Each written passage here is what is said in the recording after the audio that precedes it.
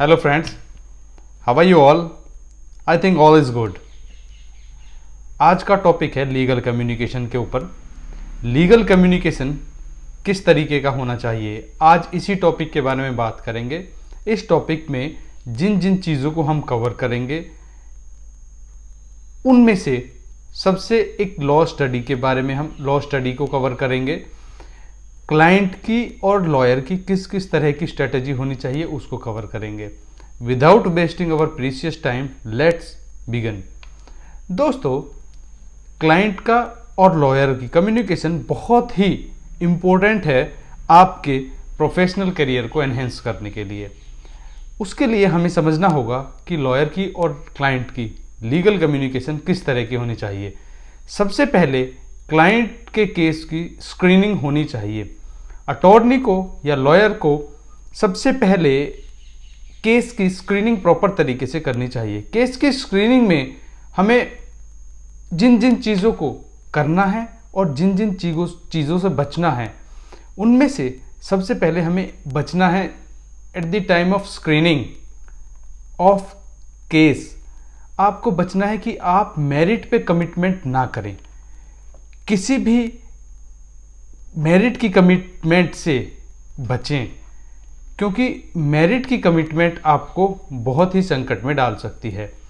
उसके बाद आप एक at the time of screening of the case of client, जो लीगल डॉक्यूमेंट्स क्लाइंट ने आपको हैंडओवर किए हैं वो आपको क्लाइंट को रिटर्न करने होंगे। That is your professional ethic, वो आपको रिटर्न करने ही चाहिए। उसके बाद बिगनिंग ऑफ रिलेशनशिप। दोस्तों, ये लॉयर के लिए सबसे बड़ा टर्निंग पॉइंट होता है। केस की स्क्रीनिंग करने के बाद बिगनिंग ऑफ रिलेशनशिप को बिगन लॉयर अपनी कम्युनिकेशन स्किल्स के थ्रू ही कर सकता है। इफेक्टिव कम्युनिकेशन एक बहुत एसेंशियल पार्ट है जो लॉयर की लाइफ में होना ही चाहिए। इसके अलावा लॉ सोसाइटी ने एक स्टडी की थी 1992 में। अकॉर्डिंग टू दैट स्टडी, जो भी लीगल कम्युनिकेशन थी उसको सबसे ज़्यादा गलत बताया गया। यानी कि जो कम्युनिकेशन स्किल्स थे लॉयर्स के वो सबसे वीक पाए गए, जबकि work ethics, fees structure, technology सब कम्युनिकेशन के बाद का पार्ट माने गए। यानी कि 1992 की स्टडी ने ये प्रूव कर दिया, जो लॉयर्स के ऊपर हुई थी उसने ये प्रूव कर दिया कि आपकी कम्युनिकेशन स्किल बहुत ज़्यादा अच्छी होनी चाहिए। रिजल्ट मैटर नहीं करता है कि कम्युनिकेशन स्किल्स के बीच में रिजल्ट चाहे प्लस हो या चाहे माइनस हो, वो रिजल्ट मैटर नहीं करता है। इस स्टडी ने ये बता दिया था। अब बिगनिंग ऑफ रिलेशनशिप में सबसे पहली चीज़ आती है इफेक्टिव कम्युनिकेशन। इफेक्टिव कम्युनिकेशन आपको पता है कि आपको स्क्रीनिंग प्रॉपर तरीके से करनी चाहिए। इफेक्टिव कम्युनिकेशन में जो चीज़ें आपको इंक्लूड करनी है वो सबसे पहली चीज़ है प्लानिंग। सबसे पहली चीज़ प्लानिंग है। आपको केस की प्लानिंग करनी है, शॉर्ट टर्म भी और लॉन्ग टर्म भी। आपको शॉर्ट टर्म में अपने केस के क्या क्या गोल्स हैं और लॉन्ग टर्म के आपके क्या क्या गोल्स हैं। माने कोई लॉन्ग टर्म में आपको एक पॉइंट के ऊपर आप वीक हैं तो उसकी रूलिंग्स को आप पहले से पहले ही अपने ब्रीफ में संभाल के रखिए। दूसरा इफेक्टिव कम्युनिकेशन जो है वो टेक्नोलॉजी के ऊपर है। दोस्तों, एक मैं आपको छोटा सा किस्सा सुनाता हूं। जो हमारे गूगल के सीईओ हैं सुंदर पिचाई, उनको बताया जाता है कि वो टेक्नोलॉजी के प्रति इतने ज़्यादा सेंसिटिव थे, बचपन से ही टेक्नोलॉजी के प्रति इतने सेंसिटिव थे कि वो अपने घर के टेलीफोन को खोल दिया करते थे और उनको ये नहीं पता था कि वो बंद कैसे होगा।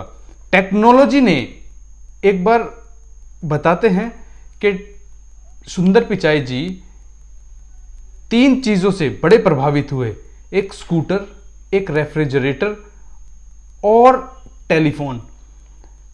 क्योंकि टेलीफोन बहुत ज़्यादा समय आने जाने में बचा देता था। रेफ्रिजरेटर जो उनकी माँ को पहले सब्जी लेके आनी पड़ती थी, उसके बाद वो आ करके वहाँ पर उसको पकाते थे, उसके बाद दोबारा सब्जी लेने जाती थी, फिर पकाती थी, फिर दोबारा सब्जी लेने जाती थी, फिर पकाती थी। इसमें उसका बहुत ज़्यादा समय खराब हो गया। स्कूटर, कहीं जाने के लिए पहले पैदल जाना पड़ता था, फिर पैदल जाने के बाद फिर पैदल आना पड़ता था। स्कूटर ने बहुत ज़्यादा इफेक्टिव समय बचा दिया।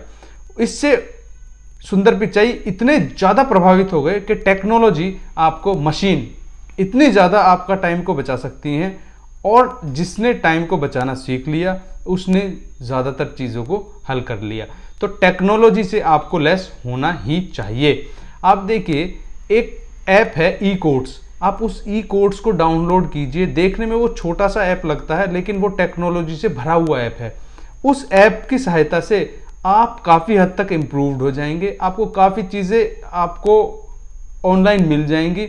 ऑनलाइन की कोशिश कीजिए, टेक्नोलॉजी लाइए, क्लाइंट्स को उनकी डेट के मैसेजेस भेजिए, क्लाइंट्स को इन्फॉर्म कीजिए। अगर आप क्लाइंट से जो आपका मीटिंग का समय था और उसमें कोई चेंजेस हुए हैं, तो आपको क्लाइंट को पहले ही बताने पड़ेंगे। इफेक्टिव कम्युनिकेशन, जो स्टडी भी इस बात को बार बार प्रूव कर चुकी है। उसके बाद दोस्तों, टाइम मैनेजमेंट लॉयर की लाइफ में होना ही चाहिए, किसी भी लॉयर की लाइफ में। और मैं तो ये कहता हूं, हर आदमी की लाइफ में टाइम मैनेजमेंट का होना बहुत ज्यादा जरूरी है। और टाइम मैनेजमेंट में सबसे ऊपर आता है लर्न टू से नो। आपको ना कहना सीखना ही होगा। जिस दिन आपने ना कहना सीख लिया दोस्तों, उस दिन आपके आधे से ज्यादा टाइम को मैनेज करना आपको आ जाएगा। आप देखेंगे कि एक इस छोटी सी लर्न से नो, इस छोटी सी क्वालिटी से आप इतने ज्यादा बेकार के कामों से बच जाएंगे कि आपने कभी कल्पना भी नहीं की होगी। उसके बाद आपको अपने टाइम को स्केड्यूल्ड करना है। आप मॉर्निंग में या फिर एक दिन पहले इवनिंग में अपने टाइम का स्केड्यूल्ड कीजिए, वो बहुत ज्यादा जरूरी है। वो आप अगर टाइम का स्केड्यूल करेंगे तो वो लीगल कम्युनिकेशन को आपकी को बहुत ज्यादा इंप्रूव कर देगा। उसके बाद इफेक्टिव कम्युनिकेशन में आता है डेलीगेशन। आप अपने काम को, जो यूजलेस काम है या जिन काम को कोई और कर सकता है, उसको आप तुरंत डेलीगेट कीजिए। डेलीगेशन बहुत ज्यादा जरूरी है।